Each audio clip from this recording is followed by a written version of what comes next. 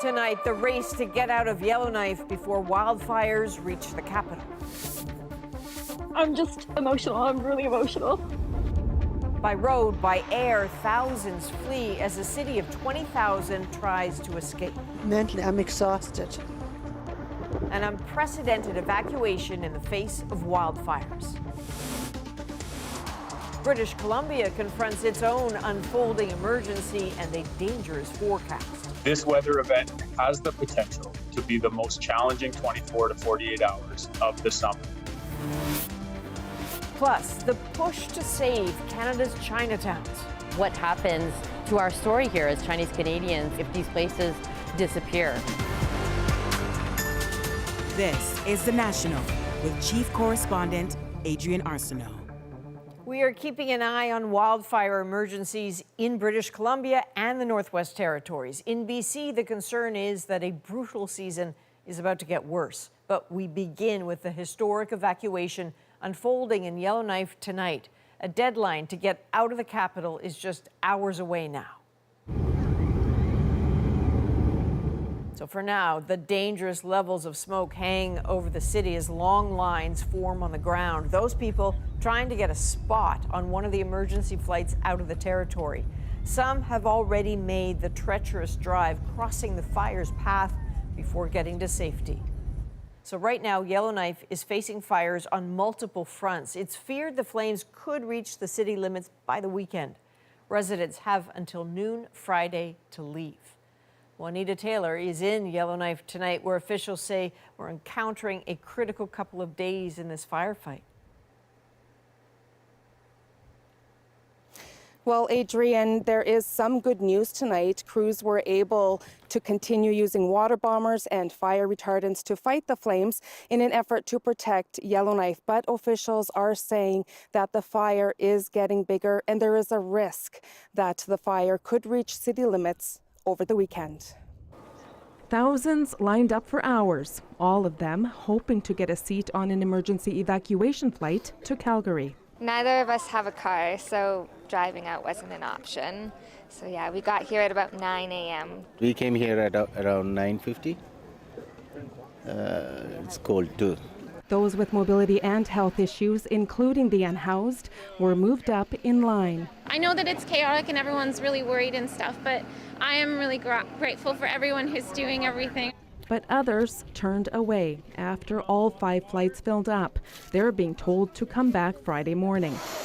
Others went right to the airport, willing to do and pay whatever it takes. I'm heading out to Edmonton. Very, very difficult.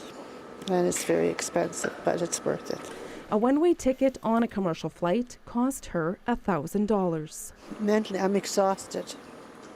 Well, I think most people are, because it's been terribly worrisome. And you can't sleep. And the big thing is, what do I take with me? The federal transport minister says he's been assured that Air Canada is capping prices for flights out of Yellowknife. WestJet says it's also adjusting fares.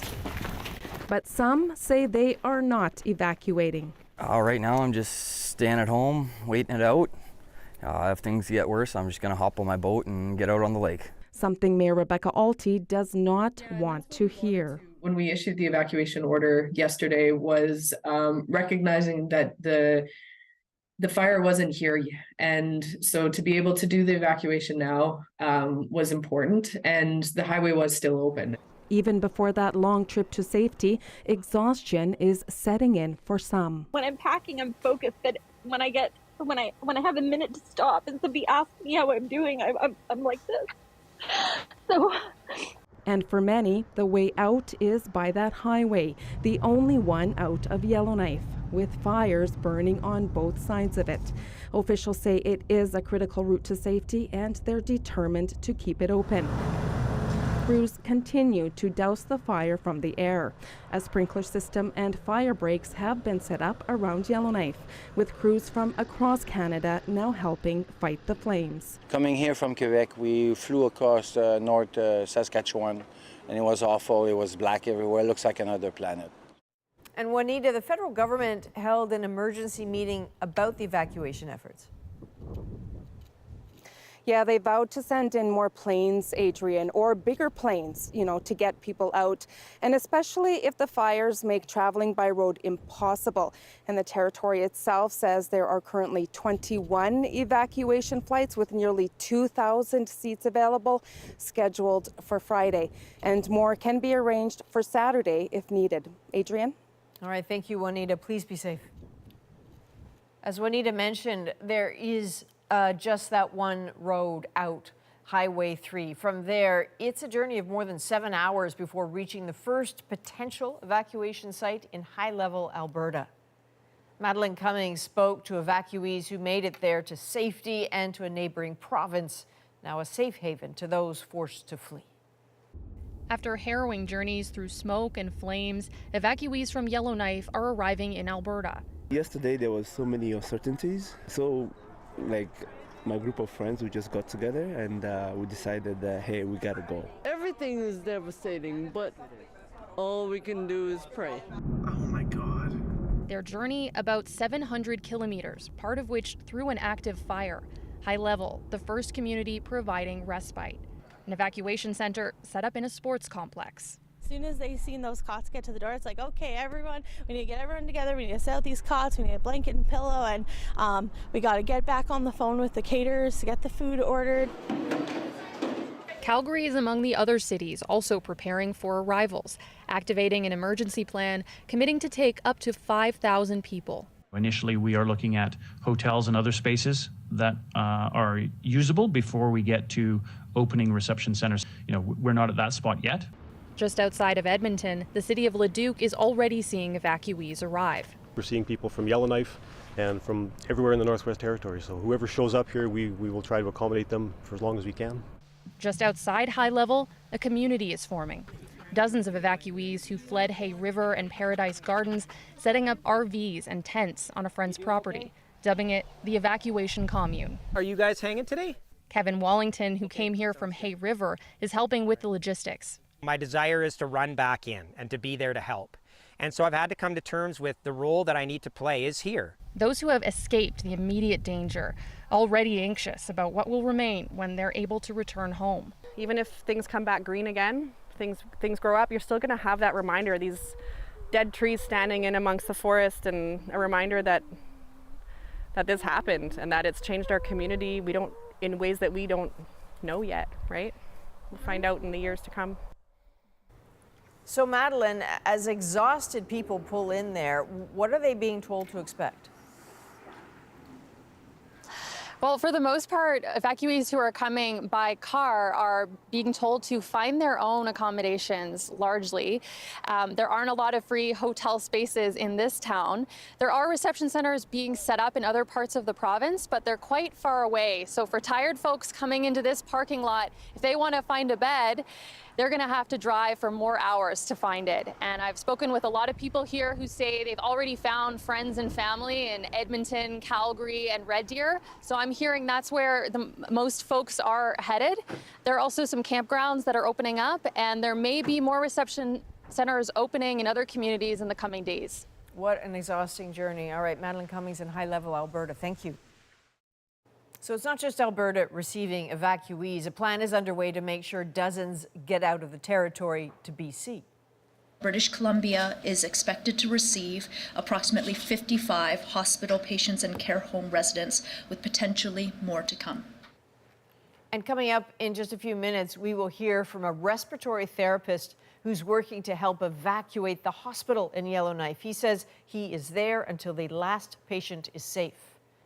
BC is dealing with its own out-of-control wildfires, including one in the Okanagan that is rapidly expanding and has officials gravely concerned. So they say the McDougall Creek is now on the doorstep of West Kelowna. A local state of emergency is in place. More than 1,000 properties are on evacuation order. Thousands more have been told to get ready to run. Mira Baines is watching the developments from Vancouver. So Mira, we just heard an update on the situation. It seems they're warning this is going to be a rough night. That's right. Central Okanagan Emergency Operations delivered an update tonight, and they say that fire is looking very dangerous right now. Fire officials say that it's very difficult to fight from the ground. Some crews have been pulled off for their own safety. It's being fought from the air with water bombers until it gets too dark to do so. They're warning the community about what they're going to see tonight, and the fire chief paints a very scary picture. The fire is going to be very dramatic tonight. As it gets dark, the fire is going to look like it is right on top of the community. It's going to burn well into the early hours of the morning. There'll be glow and huge flames visible along the top of the hill. There could potentially be embers falling as well, and that's where we grow very concerned. So we ask the public to be aware and vigilant of that. If they see fires starting in places, report them to 911 immediately. We will come and deal with that. Our fire crews will be out tonight patrolling neighborhoods in order to address those issues. RCMP are also going door to door to make sure that people living in some of those neighborhoods under evacuation leave immediately. This fire has tripled in size since noon today. We heard from the province earlier today. It seems they also had a warning. That's right. Wildfire officials say the next 24 to 48 hours could be the worst of this fire season. They are very concerned. BC is coming off of a heat wave, so we're seeing cold air mixed with hot air, and that's creating these very strong winds. We're seeing winds that could be up to 30 to 40 kilometers an hour and sustained winds of up to 70 kilometers an hour, and that's according to the B.C. Wildfire Service. And those winds could combine with lightning, and so that's very dangerous right now. All right, Mira Baines in Vancouver, thank you. As so many get ready to run or have already been forced from their homes, some are finding it difficult to see and share information about the fires online. And as Anise Haidari explains, not getting enough information or the right information can be dangerous. Trying to get news about the fires can be frustrating for evacuees. A lot of the time, that's how I read my news. So if I am missing all these news outlets, I'm like, oh yeah, there is definitely something missing on Facebook. If we can't share accurate news on one of the biggest social media platforms that we have available to us, it is very dangerous. As fires burn near Yellowknife, many news articles are blocked on Meta's platforms. Many in the north have noticed, and many have complained. Meta is blocking news in response to a federal law that could force the companies to pay outlets, including CBC, for news links. I would really like Facebook to pay the bill and get the news back on. Many people use screenshot pictures to sneak local news past the block. So Lord bless people for taking the time to do that when Meta's making it so hard. In a statement, the federal government said Meta is being irresponsible. They've had that drop in the... Researchers say the same. Facebook is not delivering the service that people need. And you can argue back and forth about the bill itself that's underlying this. But I think at the core is right now, it's an emergency and citizens need access to information. What Meta needs to realize is and that advocates say Meta can't just walk away from news. This is a company that spent more than a decade integrating itself into the news production and dissemination system. Like it or not, they're a part of how news is shared across the globe, including in Canada. Meta has said Canadians can access news outlets directly by downloading mobile news apps or going to websites. But when asked if it would unblock news because of the extreme situation in the Northwest Territories, the company didn't answer. Anise Haidari, CBC News, Calgary. Now to the aftermath of the deadly wildfires in Hawaii and the grueling search through the ashes on Maui. At least 111 people are now confirmed dead, but more than half of the disaster zone still needs to be searched. More than 1,000 people are still unaccounted for. Lindsay Duncombe is on Maui with the search for the missing and the toll it's all taking. For the first time in so many long days, Lieutenant Nick Crow has a moment to himself. He's haunted by what he's been through. Just thinking about, what were the last 5 minutes of their lives like? Just the incredible, the winds, the heat, the fire, the flames, people running, all vehicles going all over. I mean, there's vehicles, crashing into each other. After that wall of fire fueled by hurricane-force winds ripped through Lahaina last week, Crow was among the first officers searching for survivors, finding bodies. It's the smell he remembers. You have plastics, you have metals burning, construction material, and human remains. And all that smells mixed in together is something I've never smelled before, and I will never forget that smell. The search continues as victims are identified. This teenager found by his father in rubble. And what we saw was where he always slept. What he had seen was not just a body, but the body of a 15-year-old kid who had way more life ahead of him. The message from the police chief, be patient. Finding everyone, identifying everyone will take time. We have to be respectful because we got one chance to do this. We got one chance to do this right. Crow is barely sleeping but can't imagine taking a day off. He works with his union and worries about cancer risk and the toll on officers' mental health. I can imagine, there's going to be a lot of long-term effects from this, PTSD and stuff for families, involved and the officers. The work to stay healthy, to process pain, is just beginning, even as the horror of the immediate need continues. Lindsay Duncombe, CBC News, near Lahaina. Authorities in the U.S. are investigating threats connected to the latest indictment of Donald Trump. Officials, the district attorney, and now the grand jury have all been targeted. As Ashley Burke tells us, experts call the threat level very real. I just want to begin. We're here. Donald Trump's attacks continue despite a new warrant out for his arrest. It's just a continuation of a witch hunt. They want to silence you. They want to silence you. I think they're sick people. The law is completely nonpartisan. Trump's repeatedly smeared the district attorney, leading the latest indictment against him. Fani Willis, so incompetent. Running attack ads against Fani Willis in her home state and calling her out of control and very corrupt online. That hate amplified by his following. What we're seeing with the Georgia case is an increase in threat activity, both online and from right-wing media and from influencers. Former FBI investigator Daniel Jones now tracks political online hate. He says what's most alarming is that members of the grand jury are now being targeted too. What's believed to be their photos and addresses posted online, along with violent threats like this. These jurors have signed their death warrant by falsely indicting President Trump. What's your biggest concern? Our biggest concern is that people are going to die, right? There are going to be attacks. He calls Trump the main instigator and says he can draw a direct line from the former president's comments and what's spreading online, and isn't the only one calling on politicians to denounce it.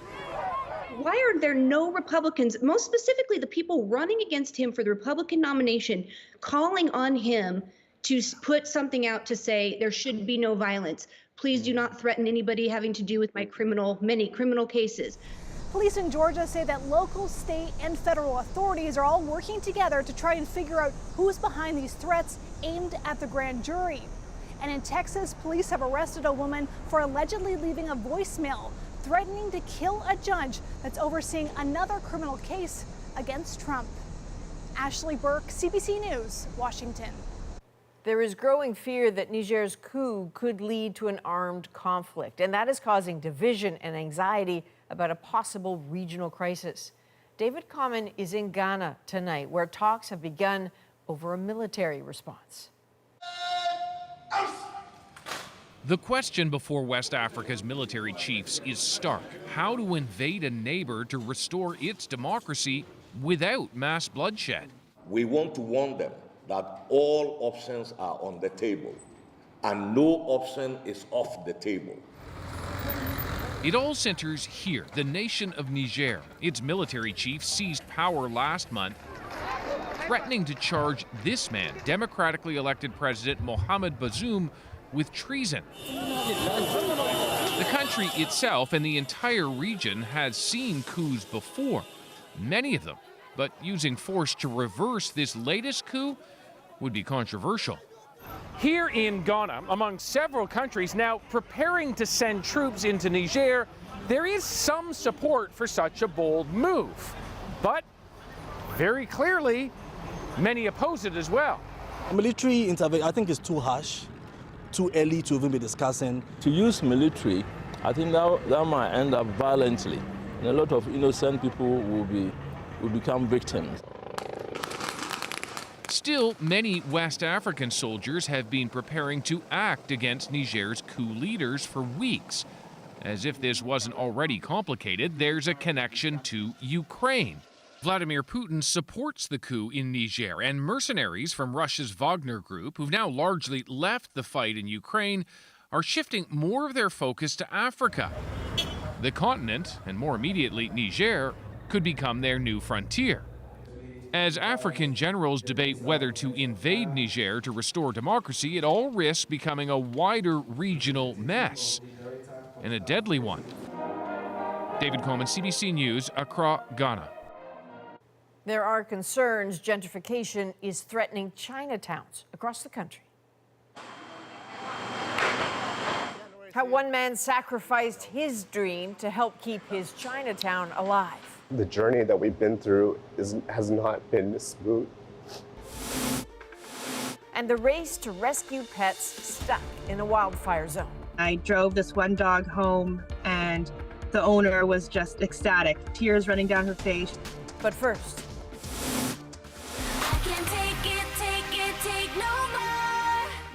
Britney Spears heads for divorce. We're back in 2.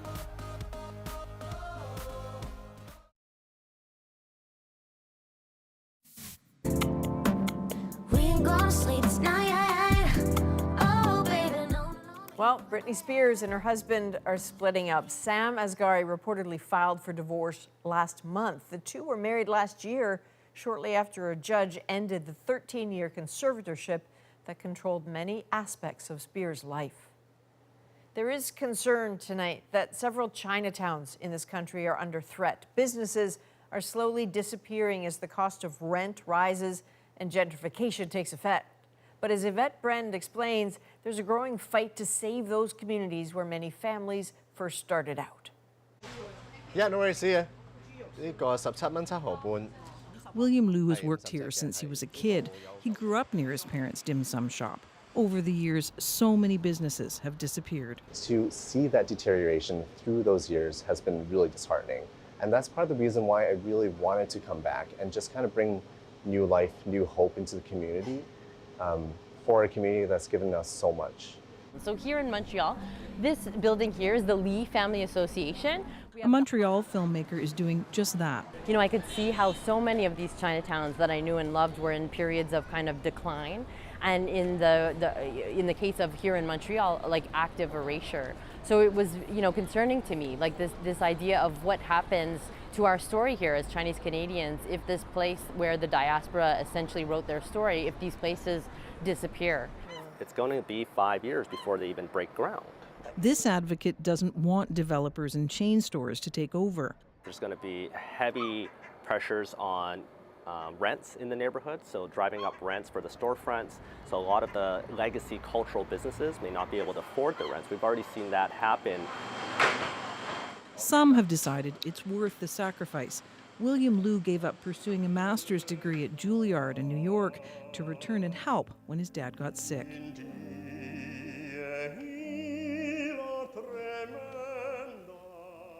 In the back of my mind, I knew that if anything had happened, I would come back immediately. And during my audition, my dad had the opportunity to get a kidney transplant. So that's when I decided to take over the family business. Susan, can you take a picture of that order? He thinks about his grandfather. The journey that we've been through has not been smooth. But for him to be able to see where we are now, I think is extremely powerful. And I just think he would have been extremely proud, and he continues to be, because I can feel him every single day. For Lou, this place is family. Yvette Bren, CBC News, Vancouver. We want to return to our top story. Thousands hit the road to escape a dangerous situation in Yellowknife. We grabbed what we could, which was essentially our loved ones. The rush to get out and the determination to help those in need. I didn't want to leave. I don't want to leave my community and the people behind that wanted to stay. All Americans choke on the smoke. The far left smells an opportunity. Wildfire conspiracy theories, why they're on the rise. You can kind of bring a lot of the paranoia that was prevalent during the pandemic and use it around climate change. The National takes you deeper into the stories shaping our world. Next.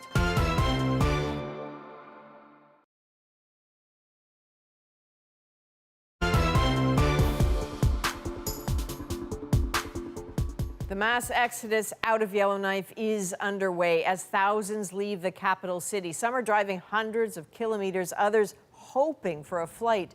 With the wildfire approaching, residents have just hours to get out by noon Friday. If you're one of the people trying to get out, what does that look like? What's the road like? How do you decide what to pack?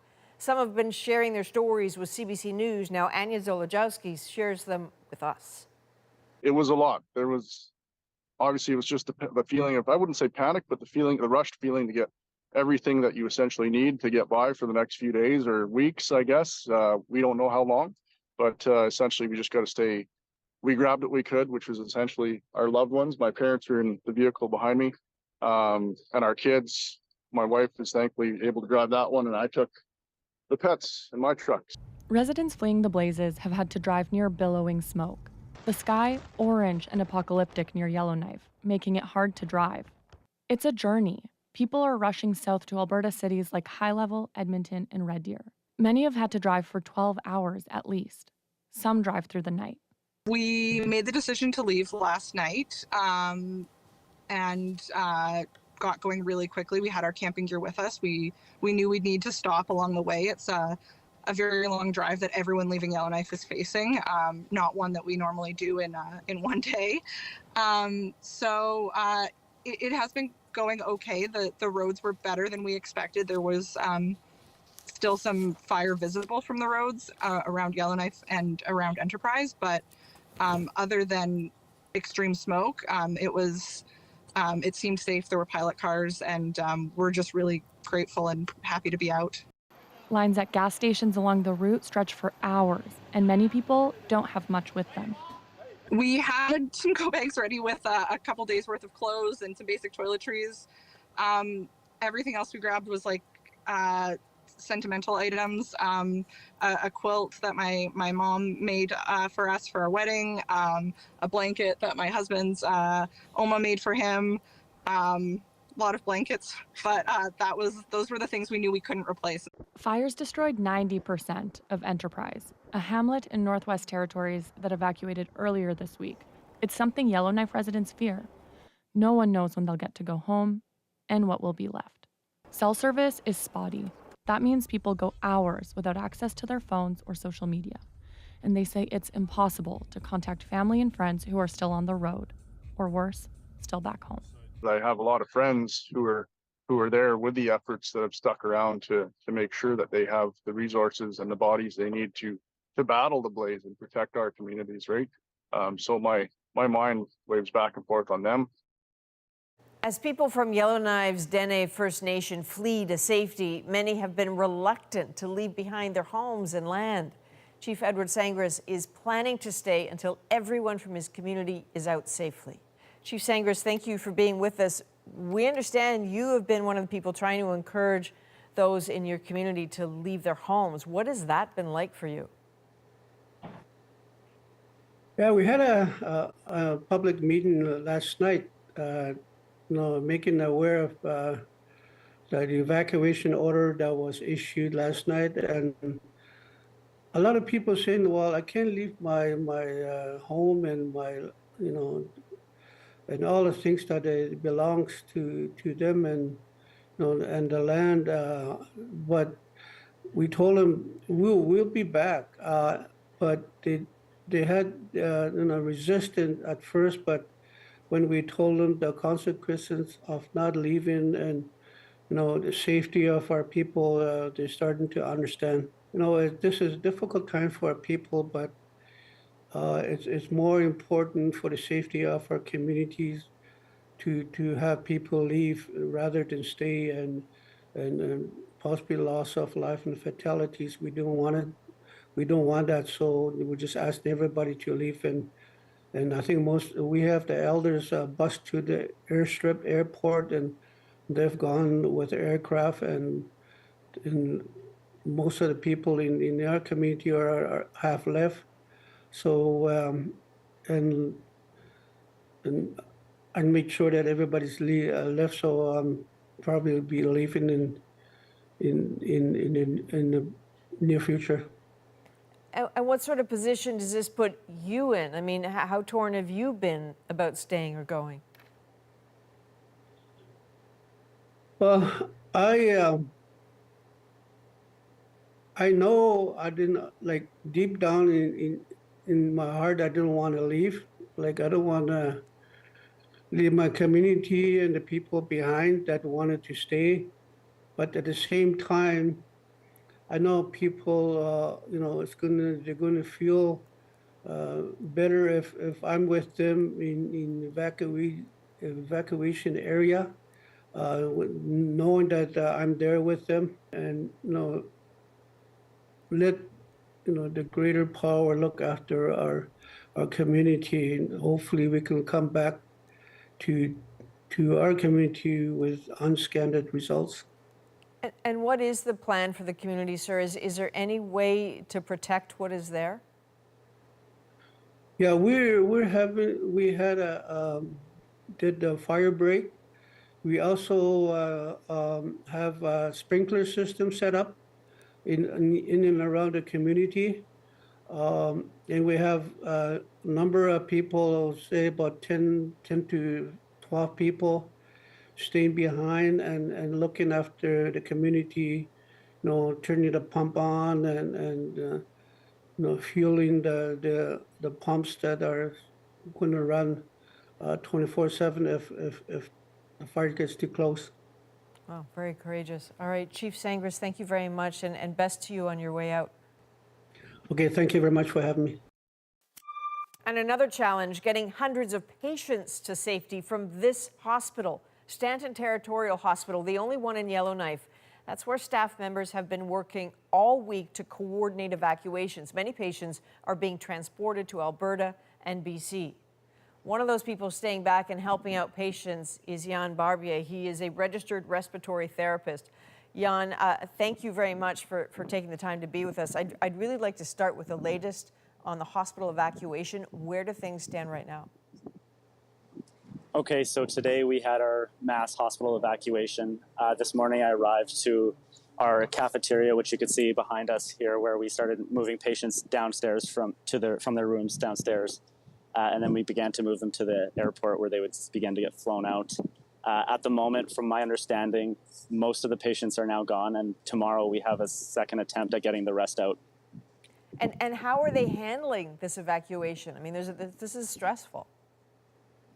I can imagine so. I haven't been able to work directly with patients today as I've been on standby and emerge and in the ICU. However, what I have seen is, going up on the floors when I go check to see where the fire is, if there's any smoke. I've seen family members of personal friends and acquaintances that I see every day in the community. And just seeing from Facebook, I see that their family have already made their evacuation and they're just waiting for their family members to meet them down in Alberta or BC.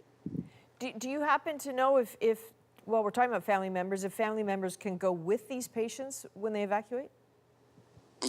That I'm not aware of. I can't speak to that.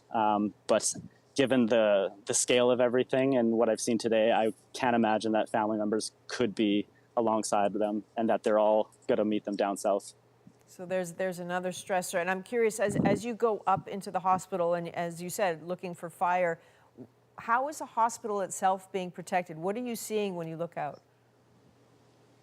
Well, I mean, the biggest thing that I've seen yesterday was our water bombers flying and buzzing across the city, which definitely raised spirits. I could see as I was driving to work, cars were pulling over to take videos and pictures, and just hearing them revving up and constantly driving by, it was definitely uplifting. So, Jan, I know that hospital staff were told that once you fulfill your roles, you can evacuate, but you're choosing to stay back. Why?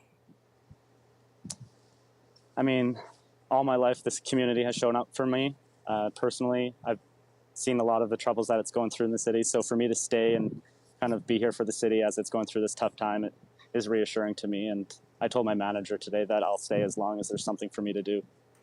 You grew up in Yellowknife, eh? That is correct, yeah. And so have you had even a moment to stop and think about what you're seeing around you? I have, and truthfully, it's very devastating, and I try to stay focused on my job and the tasks at hand. But yeah, you know, it's when I do look around, I see the smoke and I see my family and friends evacuating, and that, you know, that's devastating. So it's not easy to see those things, but to know that I'm here contributing and trying to make a difference, it definitely helps. Well, thank you very much for all of that. Please stay safe, and thank you again for joining us. Yeah, thank you, Adrian. In a situation like this, information is everything, but getting it can be difficult if, for example, your data is slow.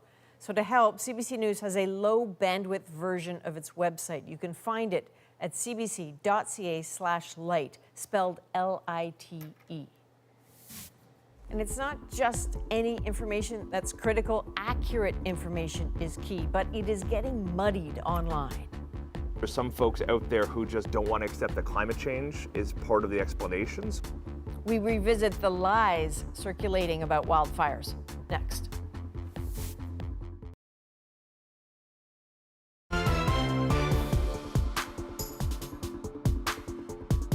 This year's wildfire season is unprecedented, and tonight, as flames threaten communities, rumors and conspiracy theories are spreading online about the role of climate change and who's to blame.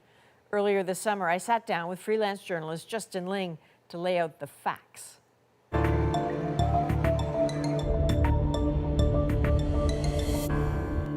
We're here because we want to have a conversation about these wildfires. Yeah. Because as they persist, so do ideas and theories about what's behind them. And in the absence of a lot of hard information, other things are flowing into that space. So what are you noticing about what people are saying online about the cause of these fires, and who's saying this? There's a lot of people out there who are looking at these fires and who see an alternate explanation. A lot of them point to arson, right?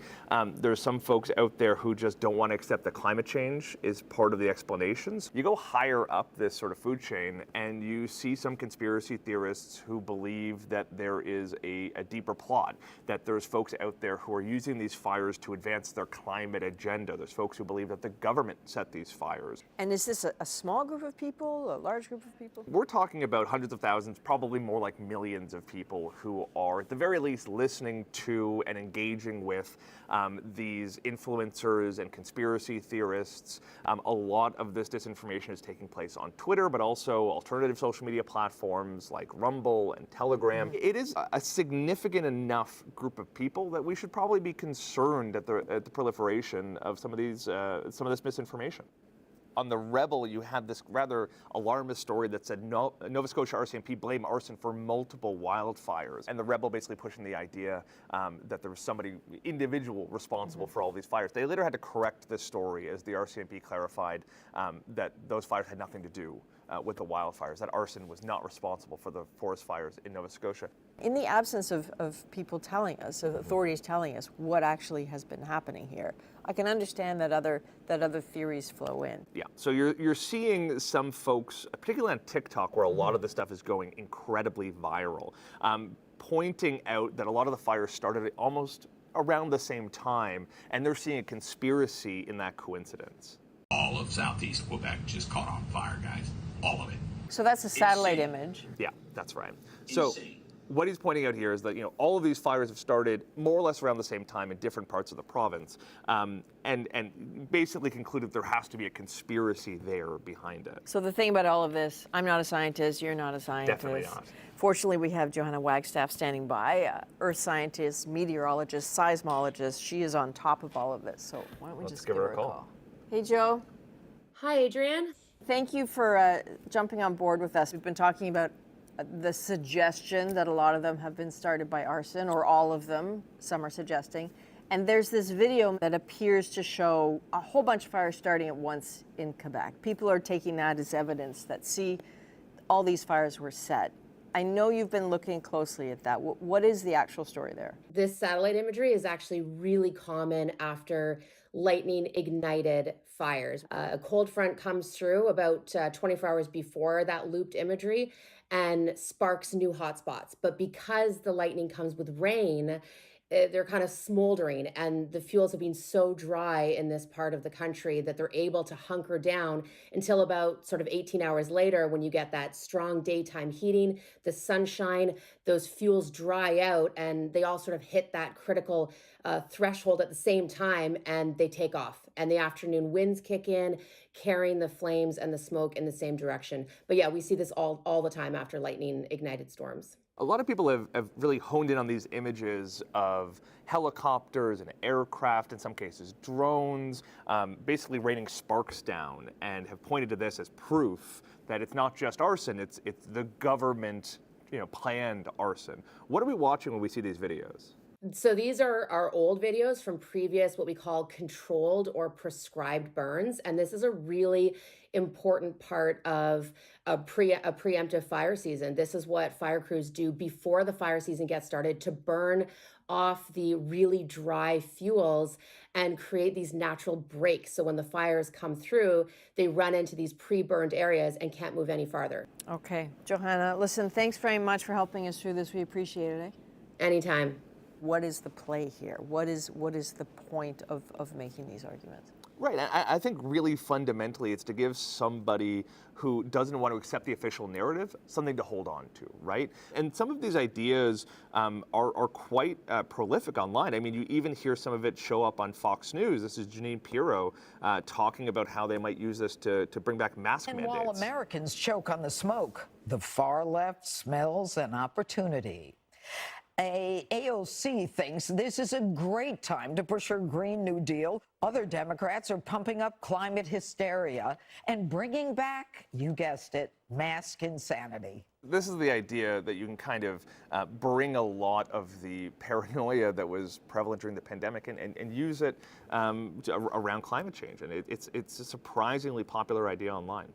Are you taking any larger lessons out of this or interpretations out of this whole experience here? Yeah, I mean, clearly we need governments and in some cases the media who are more effectively communicating both the science and the conditions and the reality and engaging with some of these conspiracy theories more directly, right? I think the only way to convince people, to win them over, is to give them the information, to treat them like adults, to talk to them like smart people, because a lot of the people who are out there spreading these conspiracy theories have done a lot of research. It might be bad research. They may have come to some bad conclusions, but they're curious and they want answers and they want to investigate and they want to dig, and we should help them do that. All right, Justin Ling, thank you. Absolutely. Appreciate it.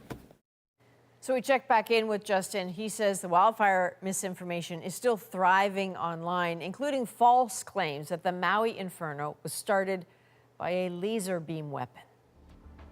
Next, saving our four-legged friends in Yellowknife. They provide us with such unconditional love. They don't understand what's happening right now. One veterinarian comes to the rescue in our moment.